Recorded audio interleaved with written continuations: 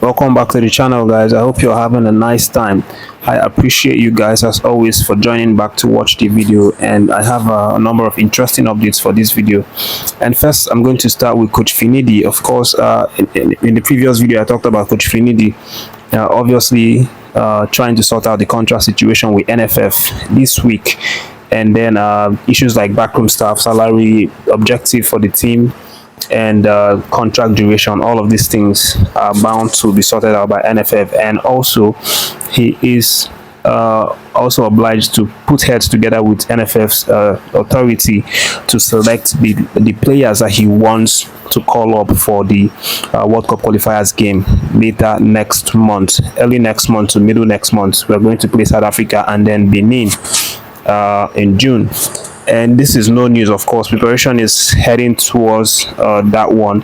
And the last time I talked about Finidi, actually considering to call back the AFCON squad that Posero, actually used for the just concluded AFCON in Ivory Coast. And, the reports is that he's going to call about 80% of the players and then just include one or two new faces, and then call up the guys that missed the AFCON due to injury, the likes of Boniface being one of them. And that being said, Coach Finidi has now reportedly finished with the list. This means that he has now decided who he wants to call up and compiled it in a documented form and now submitted it to NFF. So NFF are going to take a close look at it, and then they are going to publish it next week, hopefully. So that's what's going on right now. But again, Finidi has now selected his team, and then what we expect right now to see, when NFF finally publishes it next week, is the players that we all know, the ones that we saw during the AFCON, and then there's going to be inclusion of the injury players that missed AFCON due to injury, and then maybe one or two new faces, if there's any new faces at all. Remember, Coach Finidi obviously said that he didn't want to concentrate on calling new faces for these particular games because it's such an important game, and he would not want to start gambling with this game by calling new faces and then trying out these guys, experimenting with them, because it might just be too risky for this game. But aside from that one, guys, let me let you know the other updates for this video. Ademola Lookman, we obviously talked about him in the last video, how he almost single-handedly knocked out Olympique de Marseille in their second leg Europa League semi-final game. Of course, Ademola Lookman's Atlanta has now proceed to the final, where they will be meeting Leverkusen of Victor Boniface and then Nathan Taylor. And the heroics was obviously done by Ademola Lookman. We talked about that. He scored a goal and then had one assist for that game. And right now he is reportedly won the Europa League Player of the Week. Right now, because of his performances for that game, and it was such an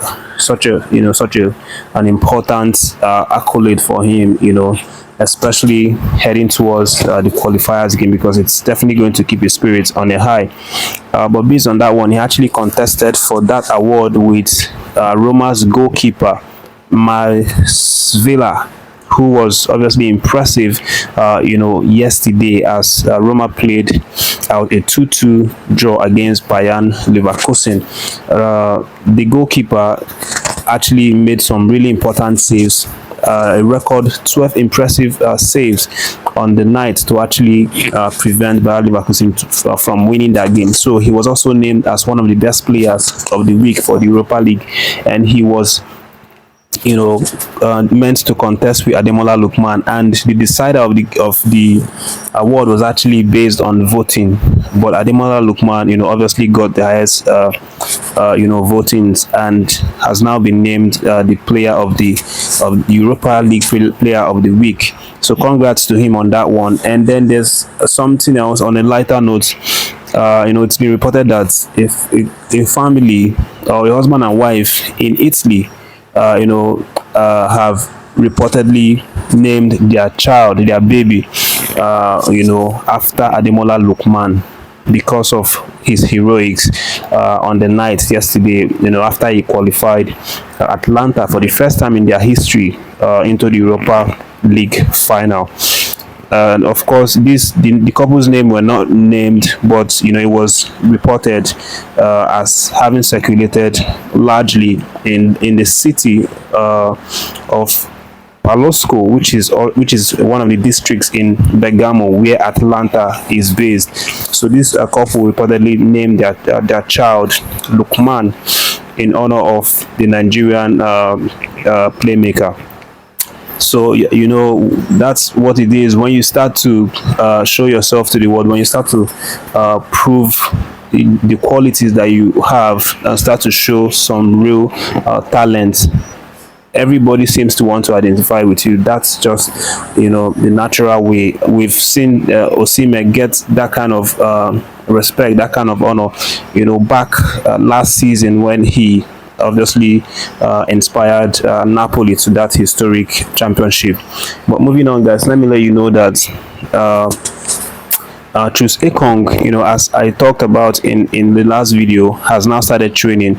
Of course, the last video I talked about Ewong having returned back for poke, and he is set to even play their last 3 fixtures of the season, which is obviously the big news, because he was earlier reported to be out for real for the season, but he's now joined back in training with poke. And of course, he was very excited and happy to share that one on his social media, on his Instagram, because of how happy he was for that one. Of course, not only him is happy, we are also happy because we get to see him back on the pitch and doing the things that he knows how to do, and especially that there's a possibility that he might also represent Nigeria in these forthcoming games. But leaving out these guys, let me let you know that Stanley Nwabali is also in the updates, and this time it concerns transfer. Of course, we know Stanley Nwabali has been a subject of transfer speculation for several months now after his heroics in the Nations Cup. And right now, the co-head coach of the Chipa United club side by the name Thabo September has now revealed that the Super Eagles goalkeeper will very likely not stay in the club at the end of the season, because they are preparing to actually part ways with him by selling him to the highest bidder. That's what this man has now hinted, that they are preparing for life after Stanley Nwabali. Even though he's great, he's done a really good job, but they still feel like it's going to be hard for them to keep him because of what he has done and so far.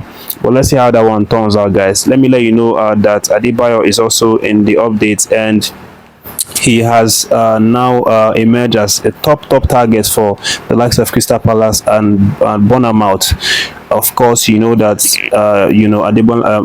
Adebayo is currently in Luton Town, and they are struggling right now, trying to stay off the relegation zone, which might seem very impossible right now, because Nottingham Forest seem to be running away from them. But there's an escape route from the relegation. In case Luton Town goes to relegation, Crystal Palace wants to sign him, and Bournemouth as well. So big step for the youngster, and of course we'll see how that one develops over the days. That's the video, guys. Thank you for watching. Make sure to like and share the video. Subscribe if you've not done so. Leave a reaction for any of the stories you like, and thank you for watching this one. Stay tuned to the channel, guys, and God bless you all.